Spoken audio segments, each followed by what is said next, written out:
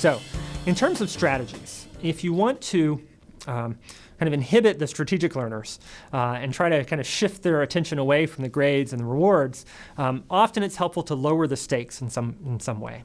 So this may mean giving students multiple opportunities to show what they know, not having one giant test at the end of the semester that everything's riding on.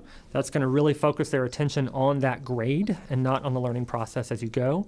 So having multiple smaller tests along the way, giving students opportunities to show what they know in different ways, perhaps. Maybe their final assignment is a paper or a poster. Giving students the opportunity to revise and resubmit. I found a lot of success with having students do corrections on tests after they get them back. It could be that you build a little slack in the system. So maybe you assign 10 problem sets over the course of the semester. Students get to drop one of them. Those are all techniques that will help to lower the stakes a little bit. Now, we have to be realistic. We're not going to remove the stakes entirely. At least in most higher education systems, students get a grade at the end of the semester, and that grade really does have some meaning. It's going to affect where they go to grad school, what kind of jobs they get, whether or not they finish the program. Those things are not unimportant. But I think there are things we can do to try to lower those stakes a little bit, to take some of the pressure off so that students can focus a little bit more on learning. One of the most important things we can do in this category is not grading on the curve. When we say things like only 10% of you are going to get A's and the next 20% are going to get B's and that's it, what we've done is we've set up a very competitive classroom environment. And for most students, that's going to shift them from those from deep learning strategies to strategic learning strategies. And so that's a real way to raise the stakes and not lower the stakes. Better to say, here's what it needs, here's what you have to be able to do in order to get an A, and see how many students can reach that bar. Now, in terms of those intrinsic motivators, there are strategies we can use to try to leverage those as well. So again, we're looking at competence and autonomy and purpose and community.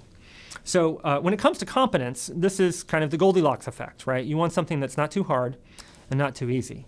So this involves knowing where your students are, what they bring with them to the course, what they find challenging, what they don't find challenging, and trying to kind of pitch your activities and assignments at the right level so that students are challenged, but it's not so overwhelming that they give up. In terms of autonomy, when you can give students some choice, either in maybe a topic they get to explore for a project, or maybe it is in kind of the format of what they report. Maybe some students would prefer a presentation to a poster or a paper. Or maybe it's just giving students some choice in how they earn participation points in a particular course. Those are strategies you can use to give students a little bit more autonomy so that they have a little bit more control over kind of how they navigate the course and show their learning. And most of them will find that really motivating.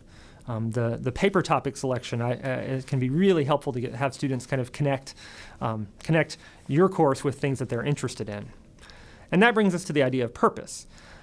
Helping students see why they're in this course, what it can do what it can do for them, helping them understand kind of what the connections are between their personal and professional and vocational interests and this course can be really powerful. So pointing them to the kinds of things they can do with your course material when they leave the course.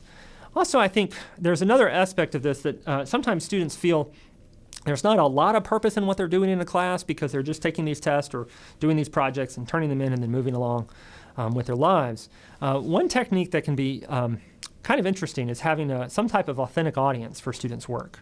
So maybe you have students take some complex ideas and explain them for a kind of lay audience through some YouTube videos, right? That can be a really challenging process for students, but knowing that they're going to share their results with a real audience out there in the World Wide Web can be really motivating, and they can take the work very seriously.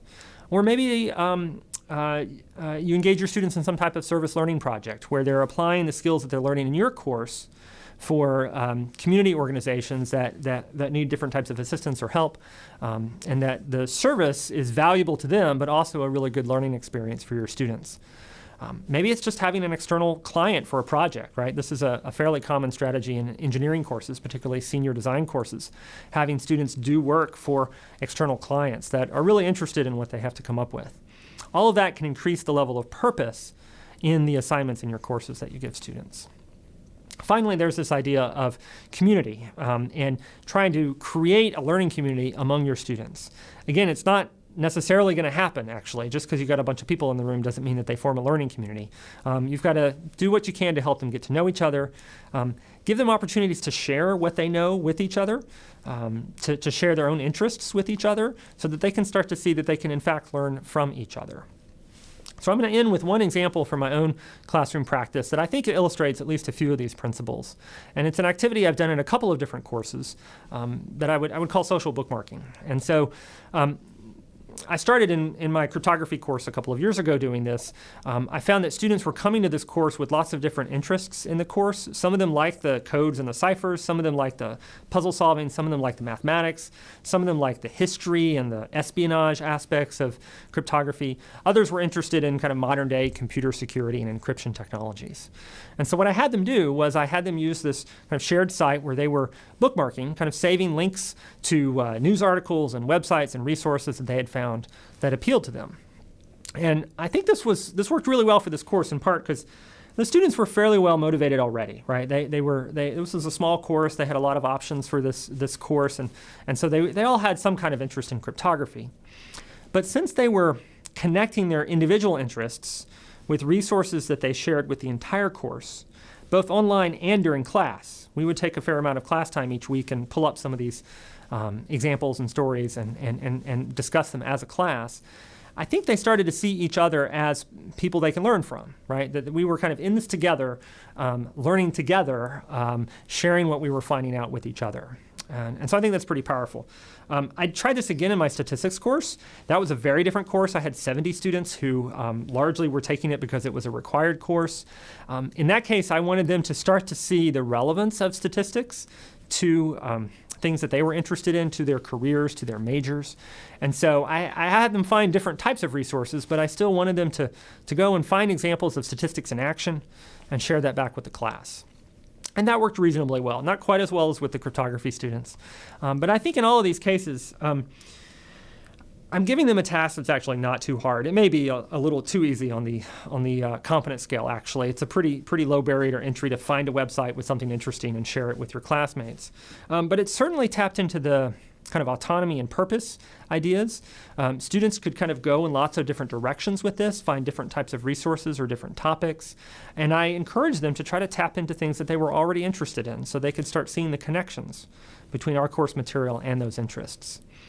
And I think it also served to help create this learning community feel, where students saw that they could actually learn from each other and build on the resources and examples that their peers shared. Now, this isn't the only way to foster student motivation. And so in the videos that follow, you'll see some interviews with faculty in a few different fields talking about the teaching strategies they've used and found successful in motivating students. As you listen to these interviews, look for these 4 ideas: competency, autonomy, purpose, and community, and see how the teaching choices that these faculty made tapped into these ideas to leverage student motivation.